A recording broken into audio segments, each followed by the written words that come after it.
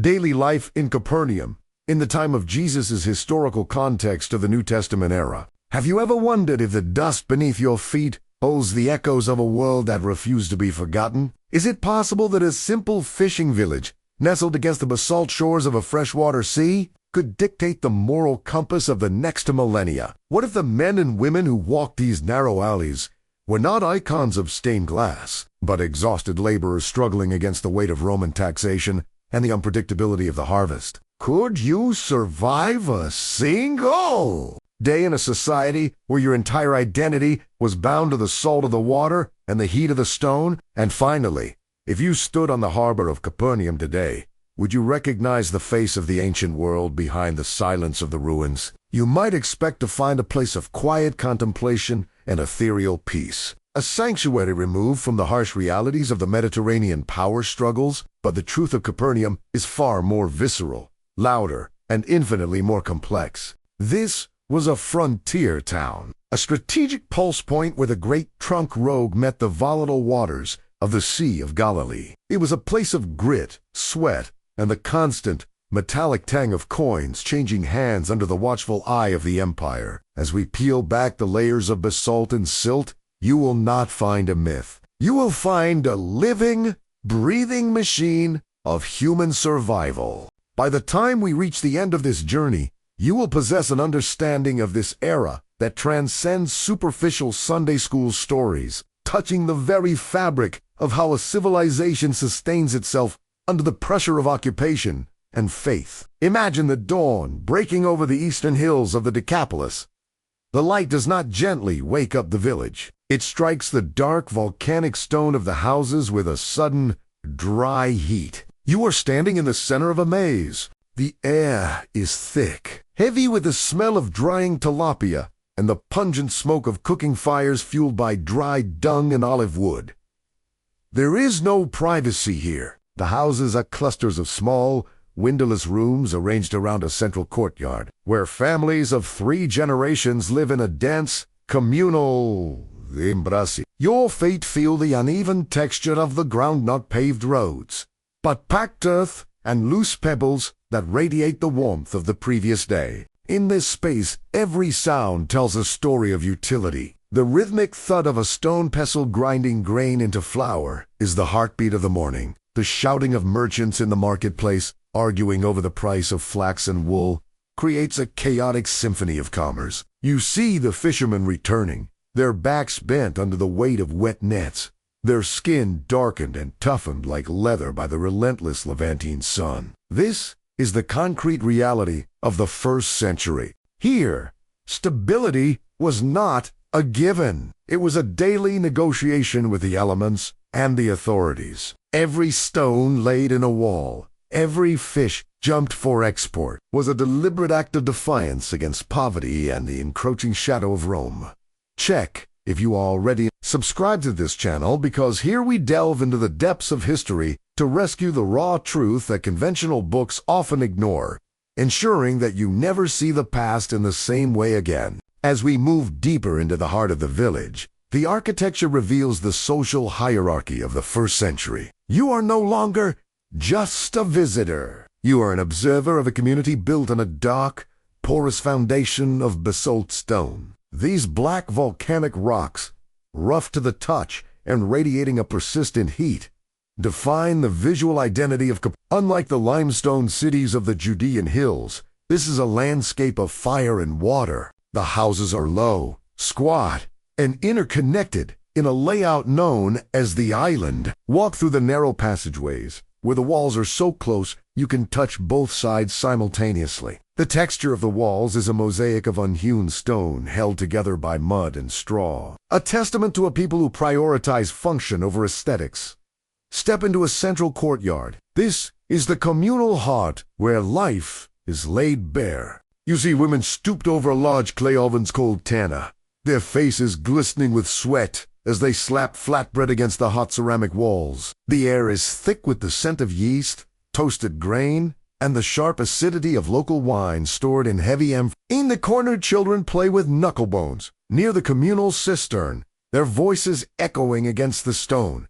This is not the isolated, individualistic life of the modern West. This is a collective survival mechanism. The very structure of these homes with rooms, branching off a shared space, ensures that no one is truly alone. But it also means that your neighbor's business is your own. Look up at the roofs. They are not tiles or shingles, but a dense packing of branches, reeds, and thick mud. During the summer, these roofs serve as additional living space, a place to catch the evening breeze or dry fruits in the sun. But in the winter, when the sudden, violent storms of the Galilee strike, these roofs require constant maintenance to prevent the mud from washing away. This is the inherent fragility of life here. A home is a shield, yet it is a shield that demands your constant labor. The stability of the village depends on this endless cycle of repair and preparation. If a single family fails to maintain their section of the island,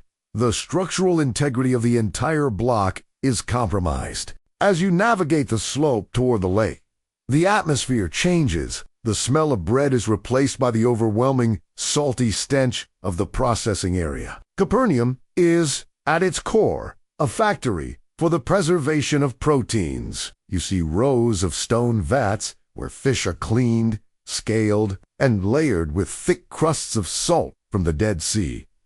This salt is a precious commodity, a currency of survival. Without it, the harvest of the lake would rot within hours under the Mediterranean sun. The scale of this operation is massive. This isn't just for local consumption. These salted fish will travel on the backs of donkeys to the markets of Jerusalem and even to the tables of Roman officials in Caesarea. The pressure of production is constant. Every fisherman knows that a poor season means more than just hunger. It means the inability to pay the poll tax to the tetrarch or the temple tax to the priests. The economy is a delicate balance, a tightrope walk between the abundance of the waters and the greed of the governors. You can feel the tension in the way the men speak at the dock slow, guarded tones that shift whenever a stranger approaches. The presence of the Roman Empire is not always a legion in the street. Sometimes it is simply the weight of an invisible hand reaching into every basket of fish. As you stand by the water's edge, watching the waves lap against the black stones, reflect on the resilience required to build a life in such a place. The people of Capernaum were masters of the concrete,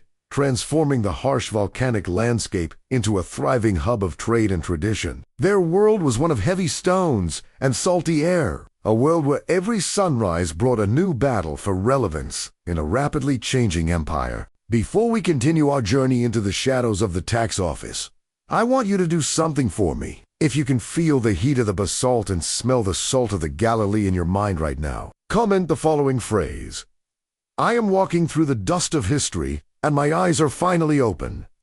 Go ahead and write it now. It is a way to signal that you are not just a spectator, but a true traveler in time. The morning light shifts, casting long, sharp shadows against the white limestone of the local administrative buildings, a stark contrast to the black basalt of the commoners' homes. You are now standing near the edge of the village, where the road from Damascus enters the jurisdiction of Herod Antipas. This is the place of the toll, the precise geographic point where the abstract power of an empire becomes a physical burden on the shoulders of the poor. Notice the man sitting under the shade of a linen awning, his table covered in papyrus scrolls and small bronze weights. This is a tax collector, a figure of profound structural tension to the Roman authorities.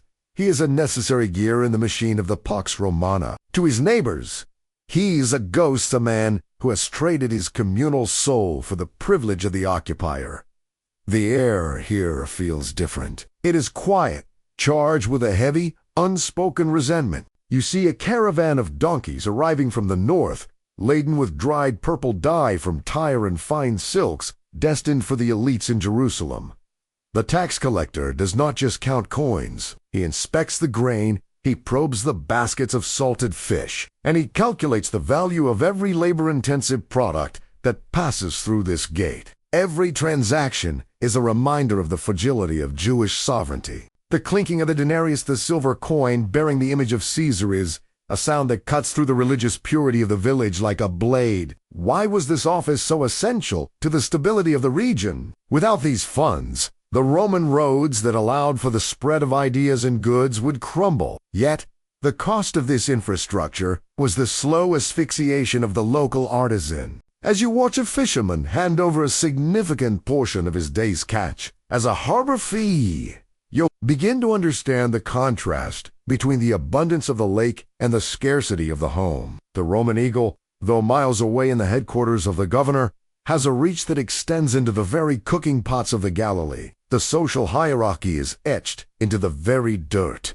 Notice how the wealthy merchants walk with a different pace. Their tunics dyed in subtle hues of saffron or mud, while the common laborer wears undyed wool, stained with the gray of the dust and the yellow of sweat.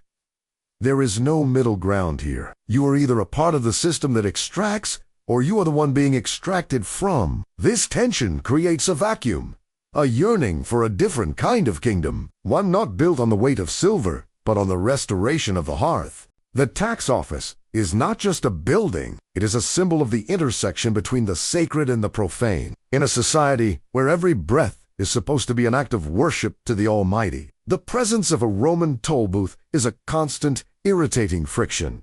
It is the scream in the eye of the faithful. It forces the inhabitant of Capernaum to live in two worlds at once: the eternal world of the Torah and the temporal, demanding world of the emperor. This duality is the defining psychological characteristic of the New Testament era. As the sun climbs higher, heating the bronze weights on the collector's table until they are painful to touch, consider the weight of your own presence in this narrative. Understanding the economic chains of the first century is the only way to truly grasp the impact of the messages that would soon echo through these streets. The liberation being sought was not just spiritual. It was a desperate cry for relief from the tangible, crushing reality of the toll. Before we move toward the spiritual center of the village, where the rhythm of life slows for the sacred, take a moment to acknowledge the depth of this history. If you have found value in this deep dive into the hidden structures of the past, please leave a like on this video to help these historical truths reach more people who,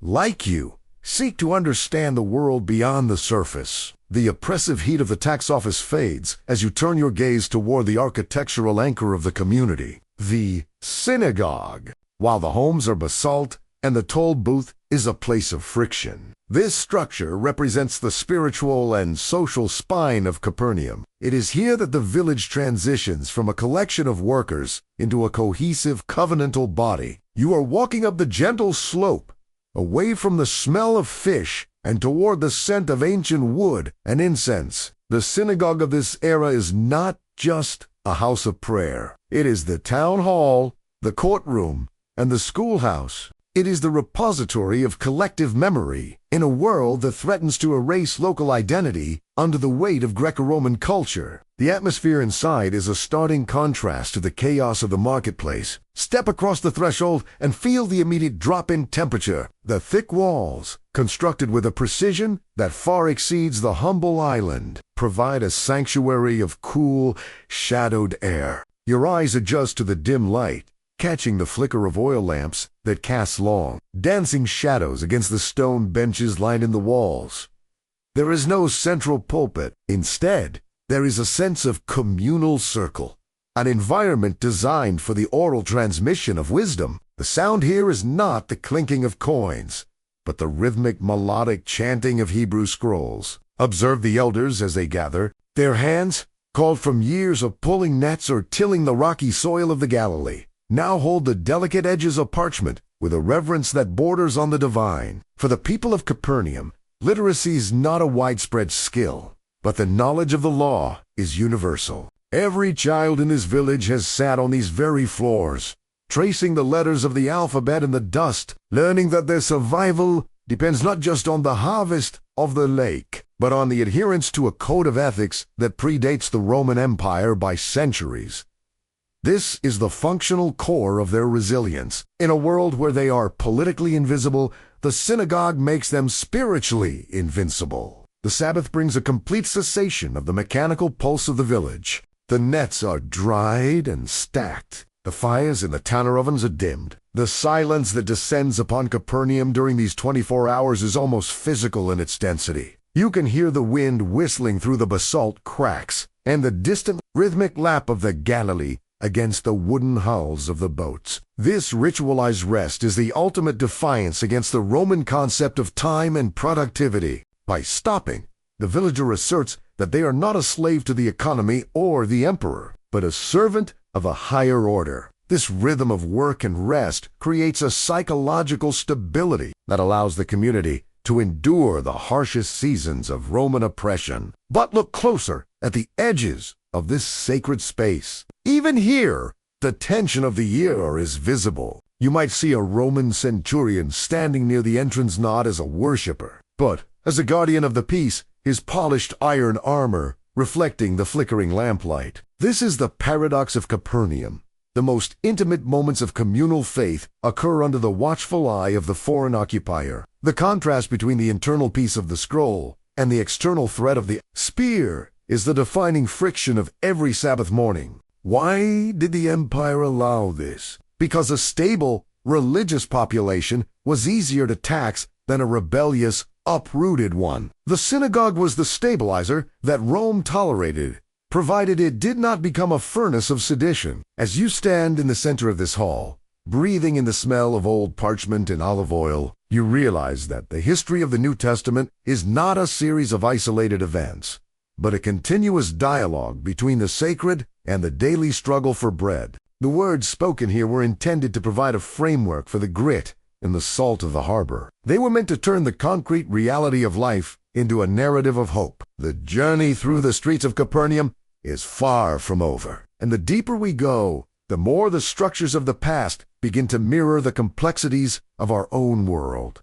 If you believe that understanding these historical roots is essential for a clearer vision of the future, please take a second to share this video with someone who values depth over distraction. Your share helps keep this type of immersive historical research alive, leaving the cool limestone shadows of the synagogue. You descend back into the dense sensory reality of the domestic quarters. The high sun of the Galilee now hangs directly overhead, bleaching the world into shades of gray and bone white. This is the hour of the interior, where the public life of the market retreats into the private complexity of the home. You are entering the domain of the women of Capernaum, the unsung engineers of first-century survival. The air in these narrow corridors is thick with the scent of unwashed wool, bitter herbs, and the sweet, heavy aroma of fermenting dates. Listen to the sound of the luma rhythmic, wooden clacking that defines the auditory landscape of the afternoon. The texture of life here is found in the fibers of the linen and the coarseness of the wool. You see a woman seated on a low stone stool,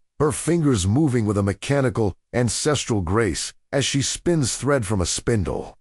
This is not a hobby. It is a critical industrial process. In an era where a single tunic could represent weeks of labor, the maintenance of clothing was a battle against the elements. The dust of the Galilee is relentless, gritting into every seam, wearing down the fabric of the poor until it becomes a map of repairs. Feel the weight of a heavy wool cloak, the talad, or mantle, which serves as a garment by day and a blanket by night. Its density is a shield against the sudden chill of the lake winds, a portable architecture of heat. The kitchen is a theater of precision and scarcity. Observe the storage jars, the pithoi partially buried in the dirt floor to keep their contents cool. They hold the liquid gold of the Mediterranean. Olive oil. This oil is the lifeblood of the house, used for cooking, for the lubrication of tools, and as the only source of light after sunset. The economy of the calorie is strict here. Every handful of lentils, every dried fig, and every drop of honey is calculated. The diet of Capernaum is a reflection of the landscapes, salty, earthy, and seasonal. You see the preparation of garum, a pungent fermented fish sauce that provides the essential salts and proteins needed to sustain a body broken by manual labor. But there is a profound fragility in this domestic stability. A single cracked jar, a moldy grain store, or a goat that fails to produce milk is not a minor inconvenience. It is a structural threat to the family's survival. This constant proximity to the edge of ruin creates a culture of intense hospitality and radical sharing. In the island of Capernaum, No one eats in isolation while their neighbor starves. The walls between families are porous, both physically and socially. This communal density is the reason why news travels like wildfire through these streets. A rumor whispered in the courtyard at noon becomes a village-wide certainty by sunset. As you watch the dust motes dancing in a single shaft of light entering a doorway, consider the physical toll of this existence. The average person here is short, their muscles corded from carrying water and stone, their eyes often clouded by the smoke of indoor fires.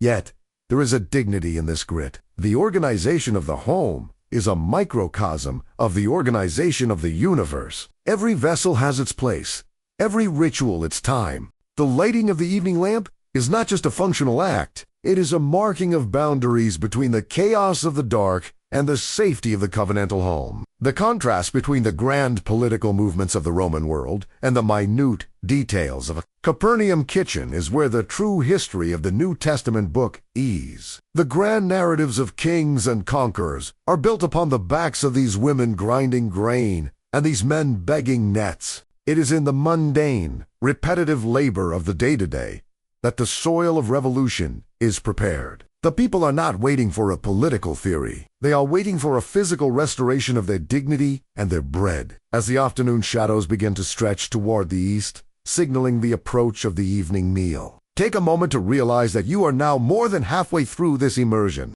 If you have followed the path from the harbor to the hearth, you are developing a vision that few ever achieve, a vision of the past that is as tangible as the stone in your hand. The sun begins its slow descent toward the Mediterranean horizon, casting a gold amber hue over the bustling artery of the village, the market square and its connection to the great trunk road.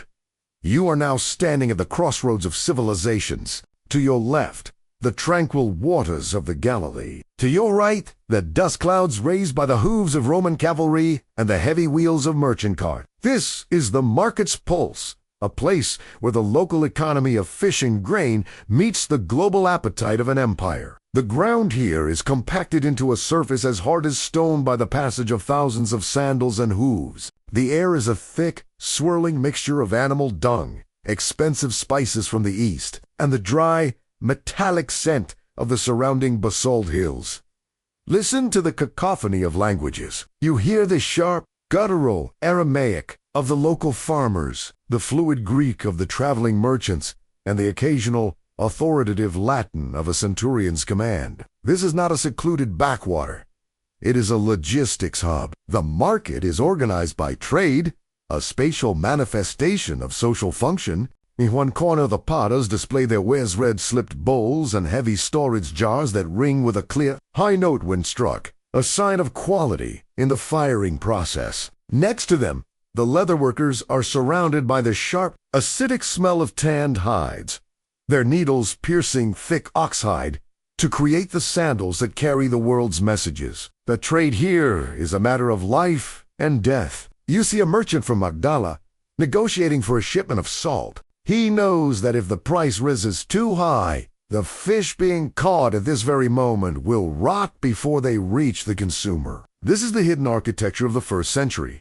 The dependence on supply chains that are as fragile as the clay jars they travel in. The stability of Capernaum depends on the movement of these goods. If the road is blocked by a local uprising or a Roman military maneuver, the village doesn't just lose profit, it loses its connection to the resources necessary for survival. Notice the money changers. Their tables are small, portable altars to the complexity of the era. They must navigate a dizzying array of currencies: Tyrian shekels for the temple tax, Roman denarii for the imperial tribute, and local bronze pruta for the purchase of a handful of olives. The friction of exchange is everywhere. Every transaction involves a debate over the purity of the metal and the weight of the coin. This constant negotiation breeds a culture of sharp observation. Nothing is taken at face value. The people of Capernaum are experts in the value of things, an expertise born from a reality where a single deceptive weight could mean a week of hunger for a family. As you walk through the stalls, you feel the contrast between the permanence of the Roman road and the transience of the market day. The road, built with massive stone blocks and engineered last for centuries, represents a power that views the world as a map to be conquered. The market, with its wooden stalls and woven awnings, represents a people who view the world as a garden to be tended and a community to be fed. This structural conflict is visible in every interaction. The Roman wants efficiency. The Galilean wants justice. The Roman seeks a paved path. The Galilean seeks a righteous way. This market is the stage where the abstract concepts of kingdom and authority are tested in the heat of the afternoon. When someone speaks of a new way of living, it is here, amidst the dust and the haggling, that the words must find their footing. If a message cannot survive the scrutiny of the merchant or the weariness of the laborer in the market square, it has no place in the New Testament world. The good news sought by these people was something that could be held in the hand, something as real as a full basket of grain or a fair price for a day's work. As the noise of the market begins to subside and the merchants pack their remaining wares into woven you realize that the pulse of Capernaum is slowing, preparing for the transition into the evening. But the waters of the Galilee are never truly silent. Even as the village settles, the lake remains a source of both life and lethal uncertainty. Before we face the darkening waters of the Gennesaret, consider the complexity of the world. You have just witnessed a world where every coin tells a story of occupation, and every loaf of bread is a victory of communal labor. The golden hour fades into a bruised purple as you leave the relative safety of the market and return to the water's edge. The Sea of Galilee, known to the locals as the Lake of Gennesaret, is a mirror reflecting the darkening sky, but its surface is deceptive. You are now entering the realm of the most volatile element in the life of Capernaum, the water. Stand on the basalt pier and feel the sudden drop in temperature. The wind, which was a warm breeze in the village, now carries a sharp, damp chill. This is the breath of the lake, a living entity that provides the village with its primary source of protein but demands a heavy toll in return. The texture of the air is thick, with the scent of algae, wet wood, and the metallic temps of the coming night. Listen to the rhythmic creaking of the wooden hulls. These are not large vessels. They are sturdy, broad-beamed fishing boats, built from oak and cedar, patched with bitumen to keep out the hungry water. You see the fishermen preparing for the night haul. This is the functional reality of their trade. The best fish are caught in the dark when they rise to the surface to feed. The labor is grueling and repetitive. Note the casting of the amphibole strawn, the circular it requires a perfect, fluid movement of the shoulder and wrist of physical expertise passed down through generations. A poorly thrown net is not just a lost catch. It is a wasted hour of precious energy in a world where calories are expensive. The meteorology of this basin is a constant structural risk. Because the lake sits nearly 700 feet below sea level, surrounded by steep hills, it acts as a funnel for cold air rushing down from the heights of Mount Hermon. You can feel the atmospheric pressure shifting. A storm here is not a slow onset. It is a sudden, violent rupture of the surface. One moment, the water is glass. The next, it is a churning white chaos of 3-foot waves that can swamp a low-slung boat in minutes. This uncertainty is woven into the DNA of the people. To live in Capernaum is to live with the constant knowledge that the source of your abundance is also a serious potential. This creates a culture of profound vigilance. Look at the eyes of the older fishermen. They are constantly scanning the horizon, reading the subtle shifts in the clouds and the direction of the spray. Their survival depends on a deep, intuitive understanding of the natural world. There is, on the radar, on the Coast Guard, on the safety net, there is only the strength of your arms, the integrity of your boat, and the reliability of your partners. This is the foundation of the brotherhood of the net. In the middle of a midnight squall, your life is literally in the hands of the man holding the other end of the rope. This structural necessity for absolute trust is what makes the fishing guilds of Capernaum such a potent social force. As you watch the small oil lamps being lit on the bows of the departing boats, flickering like fallen stars on the black water, reflecting on the contrast between the stability of the land and the chaos of the sea. The land is where the tax is collected and the law is read, but the sea is where the raw battle for existence takes place. It is a place beyond the reach of the Roman census, a place of ancient primal power. For the villager, the lake is a reminder that despite the grand claims of the emperor, there are forces in this world that cannot be taxed, governed, or tamed. The waters of uncertainty are the forge in which the character of this era was shaped. The men who would eventually change the course of history were not scholars of the ivory tower. They were men of the storm, men who understood the fragility of a wooden plank against a surging wave. Their perspective was forged in the dark, amidst the spray and the salt, where the only thing that mattered was the ability to stay afloat in the hope of a full net by morning. Before we return to the village to witness the silent architecture of faith that governs the night, take a moment to realize the scale of the world you are witnessing. If you can hear the water hitting the hull and feel the spray on your face, you are truly experiencing the pulse of the New Testament. Please hit the like button now to show that you are ready to navigate these deeper waters with us as we head toward the final chapters of our journey. The night has fully claimed the sky over Capernaum, and the village has transformed into a silhouette of dark basalt against the starlit canopy. You are now moving through the silent architecture of faith, the invisible structure that governs the heart when the hands are finally still. In this era, the physical and the spiritual are not separate rooms. They are the same floor, the same air, the same struggle. As you walk past the now closed doors of the island, notice the small indentations in the doorposts. This is where the mezuzah, the parchment containing the sacred words of the Shema, is kept. Even in the deepest sleep, the house is anchored to a covenant. The texture of the night is cool and dry, with the faint, lingering scent of extinguished olive oil lamps and the distant, rhythmic barking of a village dog. Listen to the stillness. It is not an empty silence, but a heavy, expectant one. In a world without the roar of machines or the hum of electricity, the night is a profound teacher. It is during these hours of darkness that the oral tradition, a bedrock of Jewish education. You might see a small fire in a courtyard where a grandfather is reciting the stories of the Exodus to a group of wide-eyed children. This is the structural mechanism of cultural survival. In a village where many cannot read a scroll, they carry the library of their ancestors in their memories. The words are not just information. They are the architectural plans for a future that refuses to be absorbed by Rome. The repetition of the verses is the heartbeat of the community, a cadence that matches the breathing of the sleepers. Why was this oral transmission so essential to the stability of Capernaum? Because the Roman Empire sought to unify the world through the Greek language and the worship of the emperor. The stories told in the dark were the ultimate act of psychological resistance. They remembered the fisherman and the weaver that they were part of a narrative much older than the Caesars.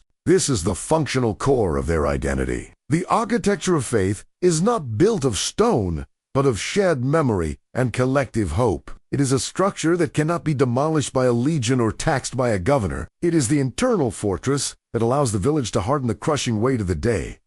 Observe the contrast between the individual and the collective. In the New Testament era, there is no such thing as a private faith. Your relationship with the divine is intrinsically linked to your relationship with your neighbor. The laws governing the gleaning of the fields and the treatment of the debtor are not mere suggestions. They are the structural supports of the social building. If you violate the trust of the community, the entire structure leans. This pressure to maintain communal integrity is what creates the intense, often claustrophobic, bond of the village. Every action is observed, every word weighed, every transgression known. It is a system of absolute accountability that ensures no one falls through the cracks of unnoticed history. As the moon reflects off the white limestone of the synagogue, standing like a ghostly sentinel over the black houses, consider the fragility of this piece. The faith of Capernaum is a faith under siege. It is a delicate flower growing in the cracks of a Roman pavement.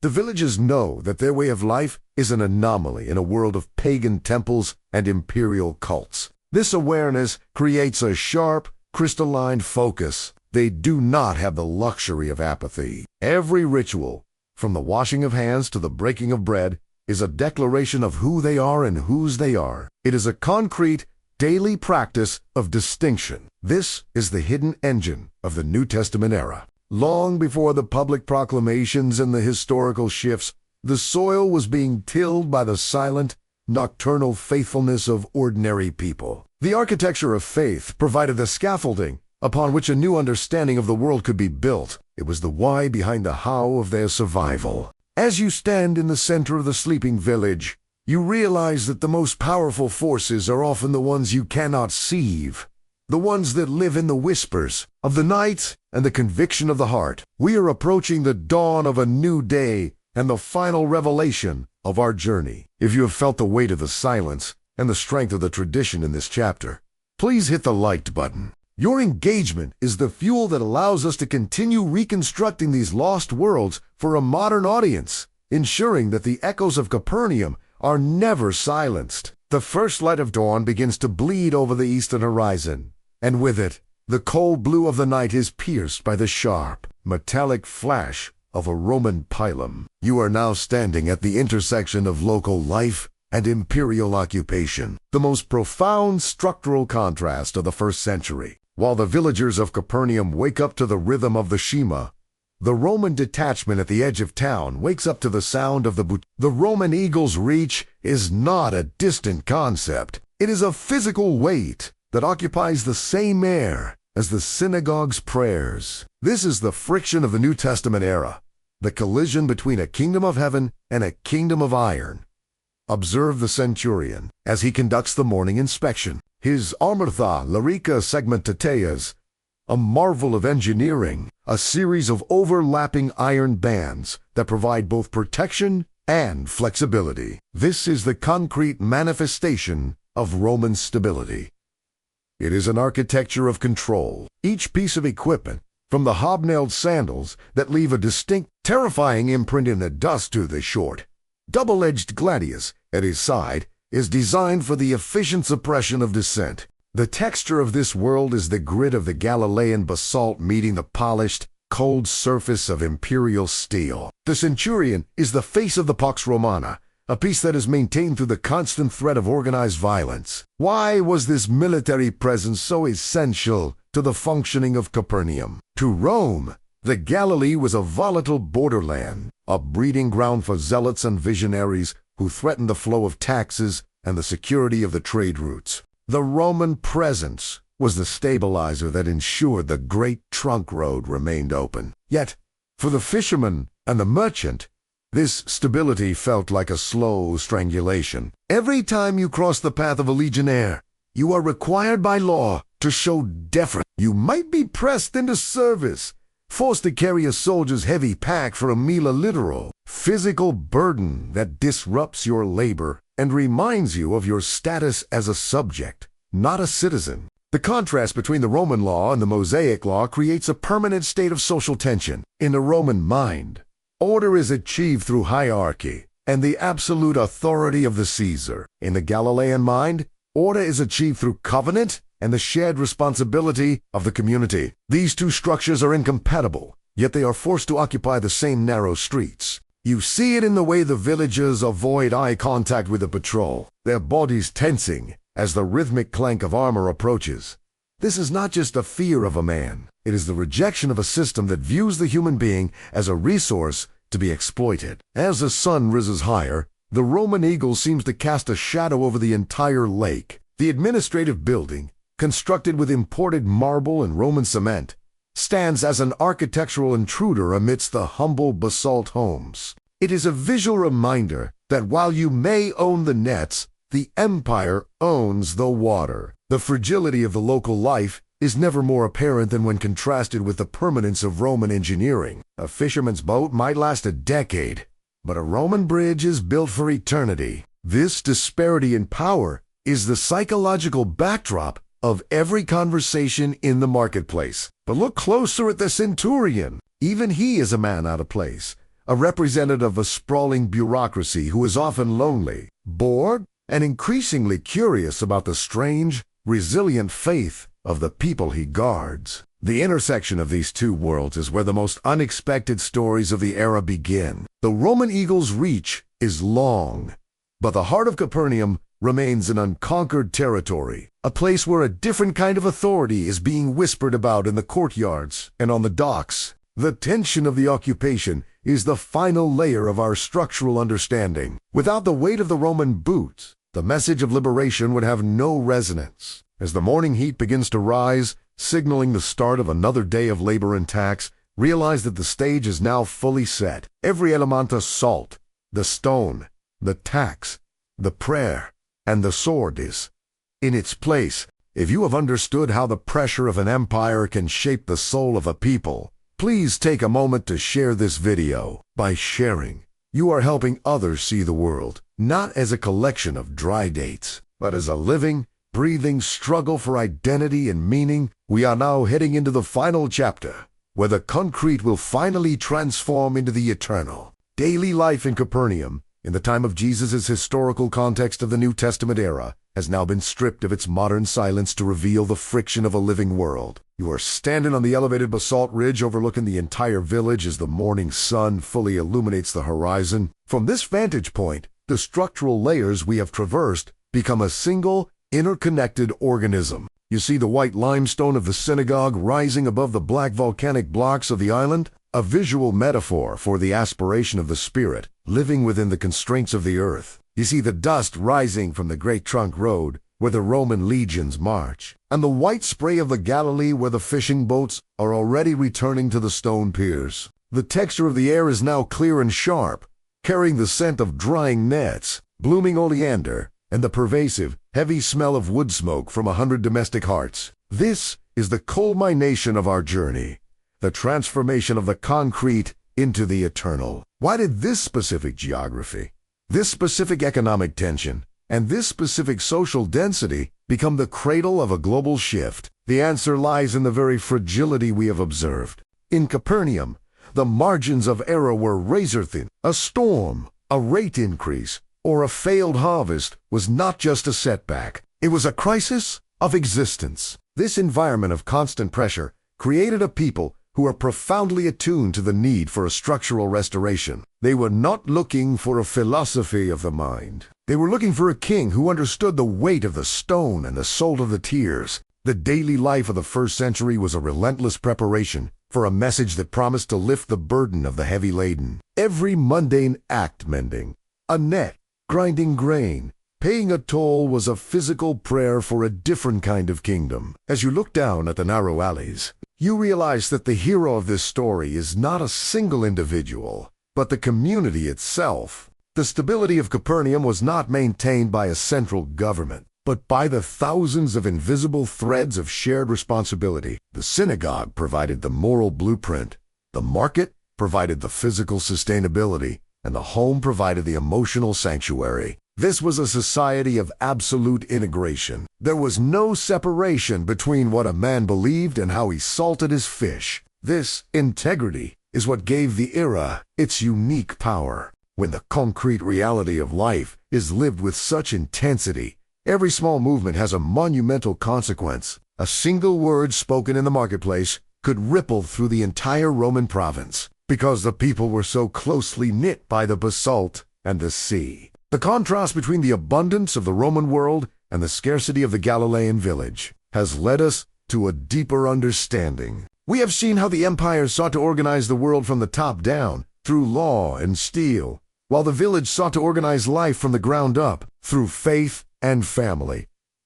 This tension is the heart of the New Testament era. It is the friction that produced the heat of a revolution that did not use swords, but words. The architecture of the first century was designed to last forever. Yet it is the whispers of the fishermen in the dark of the lake that have truly hardened. The basalt of Capernaum has crumbled into ruins. The Roman eagles have long since fallen, but the human struggle for dignity and meaning that we have witnessed in these streets remains as vivid as the morning sun. As you prepare to leave this immersion and return to your own world, carry with you the weight of the basalt and the scent of the Galilee. Remember that the history of the world is written in the daily labor of ordinary people. The stones of Capernaum are silent now, but they still testify to a time when the world was on the brink of an unimaginable transformation. You have walked the dust, felt the heat, and understood the price of survival. You no longer see a map of ruins. You see a living testament to the resilience of the human spirit under the shadow of an empire. This is the true historical context of the New Testamental world of grit, grace, and the relentless hope for a morning that never ends. Check if you are already subscribed to this channel, because our mission is to continue digging through the layers of time to bring you the raw and fascinating reality that shaped our civilization, transforming mere facts into an unforgettable sensory experience. If you've watched this far, it's because you liked this case. Leave a comment saying, "I've watched this far," so I can get to know you and know who really likes the stories here on the channel. Leave a like to strengthen our community of explorers of the past, and don't forget to share this documentary with those who seek the depth that the modern world insists on hiding. The journey through Capernaum ends here, but the echo of these streets will continue to resonate in your mind whenever you look at the horizon and wonder about what truly sustains the soul of a people. The past is not dead. He's just hoping someone like you has the courage to walk his streets once again.